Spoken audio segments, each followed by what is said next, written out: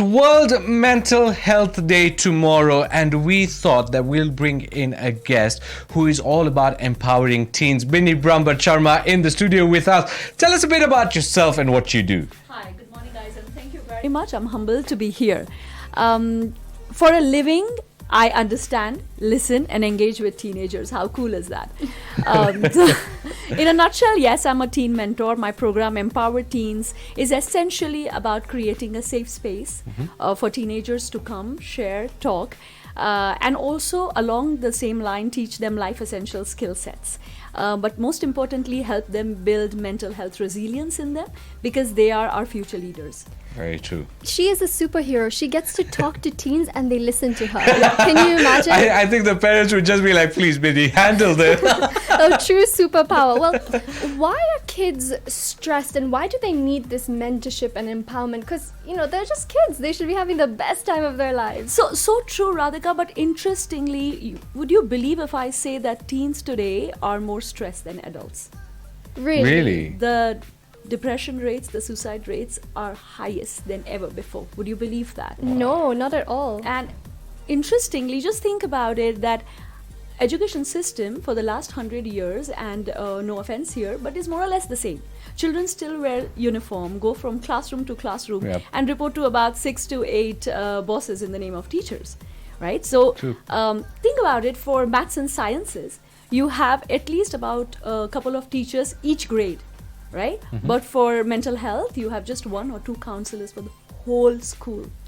You know what, that's actually, I've never thought about it that way. There's no emphasis on mental health and well-being inside the school system. Yeah, in fact, the counselors are generally, when I was in school at least, I know that the counselors are more so to do with what line, what careers what career like line that. are you going to take, not about mental health. And to add to it, there's still a stigma attached. How many 16-year-old would actually walk to a counselor and say, hey, I'm dealing with issues? They don't do that. So from where I look at it, there is an essential huge gap between what the teens are going through versus how the society is perceiving them, how the parents are perceiving them, how the school is perceiving them. And don't forget that from the science point of view, this is our prefrontal cortex. This is your CEO of your brain, the part of your brain which you make rational decisions from, the part of your brain which tells you to drink and drive, to do this or not to do this. But guess what? Take a guess, at what age does it get completely matured? Is it 25? I think it's It 25. is. 25. Yeah. It is. So if your CEO of your brain is still it's a work in progress for teenagers, essentially all their reactions, thoughts, emotions, everything is coming from the emotional part of the brain. And that's why they are more or less like in that chaos mode. If you ask any teenager any question, any guesses, what is the first 3 words they'll say? What is it? I don't know. I don't know. You ask them anything, their first reaction is I don't, because they don't. There's a chaos going on with all of this. Puberty hitting them. Think about the parental expectations, judgments, just toxic comparisons, the judgments and the expectations the school is putting on them. And then there is technological advancement, the social media influence. So there's validation, there's so much of self-esteem issues going on. Right? Very so yes, they are really, really stressed. We need to look at them more seriously. We're talking about parents. Parents obviously have a pivotal role in a teenager's life. What role are they supposed to play, and what are some of those mistakes that parents make that really affect their teens? In my experience, from where I look at it, I think everything that you are today is to do with your environment.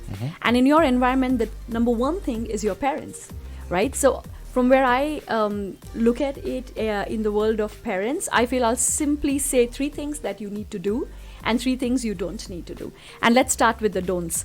Number first is, do not ever compare your child. Okay, so even when you say in the most slightest of manner that during our days you're comparing them. So don't even start there. It is what it is today. So never compare them to their friends, to family members, to your past, to who you were. So that's a big no-no. Number 2 is never judge them.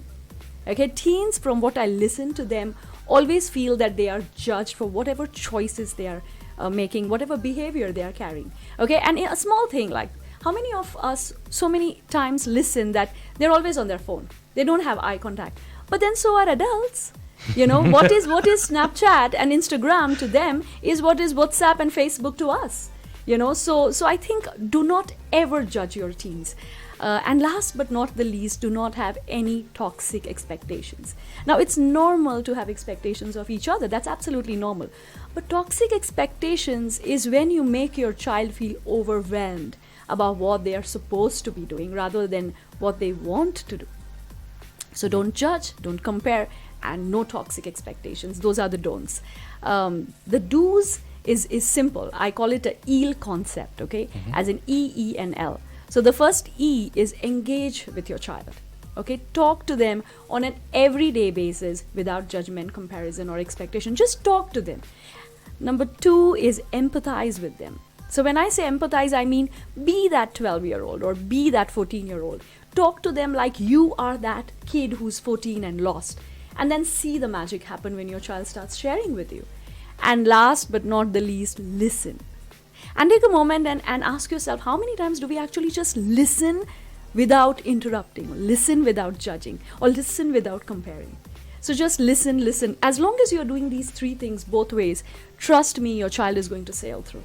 Talking about listen, it's more to, generally we as humans tend to listen to answer, to talk back. We don't listen to understand. And I think that's across. It's not only for teenagers, but that should be across the entire spectrum.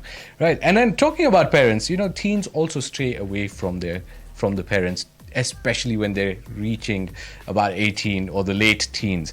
Now, what does one have to do as a parent to allow this freedom and still, just keeping an eye on them and not letting them stray away completely? Yeah. So it's very interesting. The 3 things that I said, as long as you're doing that, they will come back to you.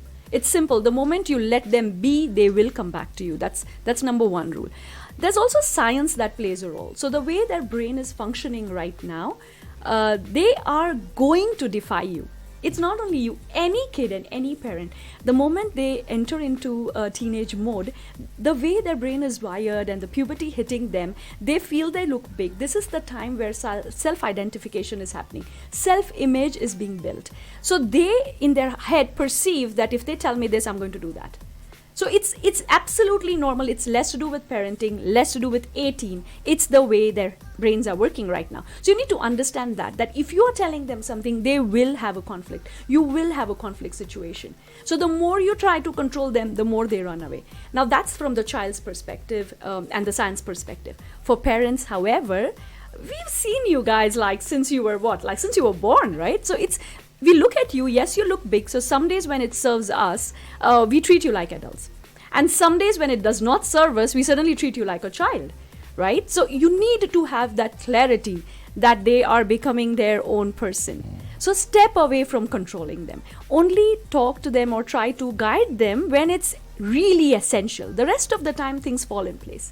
I think it's healthy, right? You should be concerned maybe if they're not straying away because they need to be independent. Absolutely. They need to do what they want to do. Let them fail, guys. Let them fail 20 times, 20,000 times. How many of us do believe that if we fail, we are that much closer to success? But as parents, sometimes we are too attached to that outcome because they are part of us. So we just want to control them. No, they shouldn't do this. They shouldn't. No, if you do this, this will be great.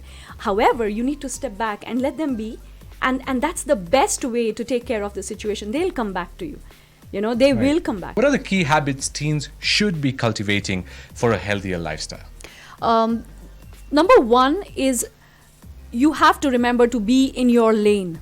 Okay, when I say be in your lane, you need to just look down and do what is important for you in every facet of your life and don't change your lanes and look around who's doing what. So stop that self-comparison. So be in your lane. Number 2 is be very careful about what kind of friends you're having. Okay. Number 3 is always be aware about your thoughts and emotions because your thoughts is what cultivates into your feelings, into emotions, into beliefs. So be very aware of your thoughts. Okay. As long as you're doing progress in every facet of your life every single day, you're going to do good. And one more message for them, it's never that serious. There's always always a solution for every problem. So if you feel that you're dealing with someone or dealing with something, reach out to a trusted adult. Okay, it's courageous to do that. It's courageous to reach out and say, hey, I need help, right? So remember that it's never that serious. Your mental health is extremely important. this is meant for teens, but some of that It's advice helping you can us. use. Stay in your lane, Yes. keep your head down. And if you wanted to catch up on what we've spoken about, we will be posting this whole interview, so you can go back on at Radio44 Kenya later in the day. Yes, Binny, thank you so much for coming to our studio and empowering